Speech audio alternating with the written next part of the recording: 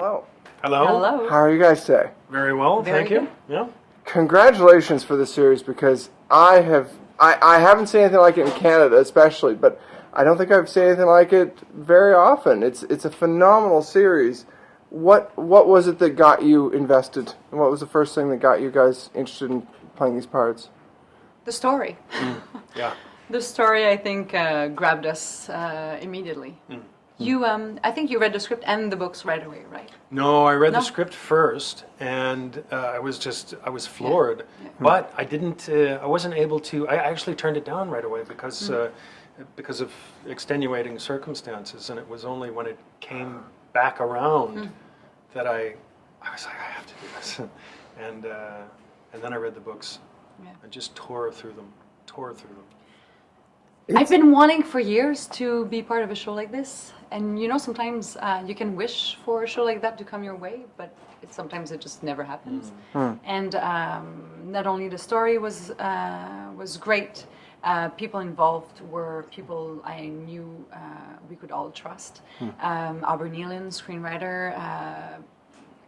Award-winning director Pods, the director who's someone I've been wanting to work with for years also. So it's you never can't really know how a project will come off in the end, but knowing that all these people were involved and that they were all believing in it so much, I don't know, it made me feel like the initial material would be respected. And what was the first kernel that you found out about your characters that really helped you dive into it? Was there something in particular that stood out when you first started reading? I liked how contained this guy Cardinal is.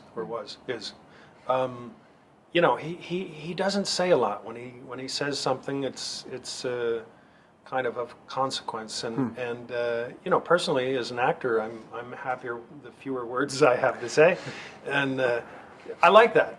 And I haven't in my career been able to play, had the opportunity to play, kind of real men very often. I don't want to say real men, but you know what I mean. He's intense. He's and very complex. intense. And complex. And multi-layered also. And I think for Lise, what helped me the most, a lot was there in the scripts, but I think it's when I read the books. Right. How Giles Blunt was describing her brown eyes.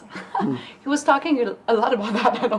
But it really, it made me comfortable looking at things and at people as Lise Delorme. It made me, aware of that level of comfort she feels. And she feels comfortable with silence. And she's very intuitive. That's something that was described often. That's awesome. The way they interact, the way they kind of come together in the show too. Where does that go over these 6 episodes? Are they coming together? Are they coming apart? What can you say there? Well, they have a long row to hoe if they're coming together. It's I don't want to give away too much, but suffice to say, it's a really interesting dynamic, Right? and not a simple one. No. I love the duality too. They're opposites and yet they're similar in other ways too. Yeah, and there's longevity to their dynamic past the investigations. I mean, there's this first investigation they're going through for the first season, but as the books, with the books that follow, I feel like, I don't know, their dynamic unfolds slowly. I feel like they really get to count on each other very much. Right. But that doesn't happen right away. No, and it's not often that you find people you can really rely on anyway. Right. So yeah. What was it like on set? Because the sets, like just the spaces and the block of ice in that first episode. I mean, that's stunning work. What was it like interacting with this space and this place? Or these places? I mean, I know it was multiple locations, obviously. It was really kind of amazing.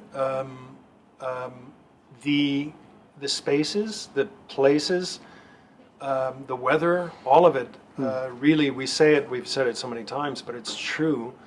is really sort of another character in the story, and kind of metaphorical for what people go through, you know, kind of the frozen wilds of the heart, and it really lent a lot. Speaking for me, really sort of I drew on that a lot. Yeah. All of us. Yeah, I can't imagine that story taking place in a different time frame. Like no. And it's interesting because the next books, I mean, one of the next book takes place in the summer, so it will eventually, hopefully, be interesting to see these characters in a different season. But in every book, the season somehow always informs how the characters are interacting with each other, what they're carrying, whether it's the heat, because that might be eventually more heat than what we experience. But I like when the environment plays such a big role in how the story is being told. I do too. Yeah. And it's a beautiful space, but it's also foreboding, which goes incredibly well with the story as well, of course. Yeah. I remember all those scenes, like when you were in the birch forest. There, to put to put humans in that kind of environment, it's overwhelming often. The fact that it's a 6-part season is fantastic. I mean, I think viewers really love these shows that they can dive into, and that it's so. I think there's a passion to it that you can feel in each episode, whereas some shows that go on for too long, it loses that. Yeah. What's it like as actors being immersed in a show that's that tight? I mean, since it's a 6-part series, shooting for 3 months, it really felt like we were shooting a long feature film. It's the perfect amount of time, at least for the story we were telling. Right. With the amount of characters we had in the story, with, I don't know, it felt like everything had just enough time to be told and to be experienced. So I feel like nothing had time to be left off. We always had time to explore it enough to keep the pace moving. Yeah. So. Yeah, and it's, you know, I mean, I've done a ton of those sort of network TV shows in the States where you've got a 22 or 24 episode season, and people are just by the end, they're just wheezing to cross the finish line, and sometimes you have to pad out the story to, you know, they're kind of fluff episodes that one show I did, they did recap episodes, where they flash back to episodes before. It's it's an unnatural sort of way to do things. I think 6 episodes makes it concise and sort of pungent. Yeah, and it allows you to stay very close to the core of the story. Like you never have to go back thinking, oh, what is this show about again? Yeah, exactly. You're always driven by this. What we're looking for, what you're... you never lose that sense of the story that's being told. That's awesome. Yeah. And did either of you or both of you have a particularly favorite scene or episode that, you know, you can tease maybe? Something that, I mean, you were talking about that forest scene, but is there something else that stands out, or? I like as you mentioned before, the scene in which Delorme confronts Cardinal in the empty room. That was really terrific. It was a really good scene and sort of so pregnant with meaning, you know? Yeah. For both characters. Yeah. And it was interesting how we were saying the way the scene was written, our lines were saying just enough that we could just infuse the scene with intentions, but then fill it with what that actual take was creating also, because I feel like every take was slightly different from the previous one. Yeah, it's true. Yeah. It's true. But not pregnant with meaning. Yeah, you know, that's like beautiful. The best writing. Yeah. I didn't write it. The best writing is, but that's the best writing. The best writing sort of intimates what's happening, and then leaves You know, you don't have to over-explain. Right. And so much of television is about that. It was interesting. One of the review of the show said when the unsayable is being left unsaid. Left unsaid. And I feel like in that moment specifically, it's finally being said just a little bit more. Yeah. That's awesome.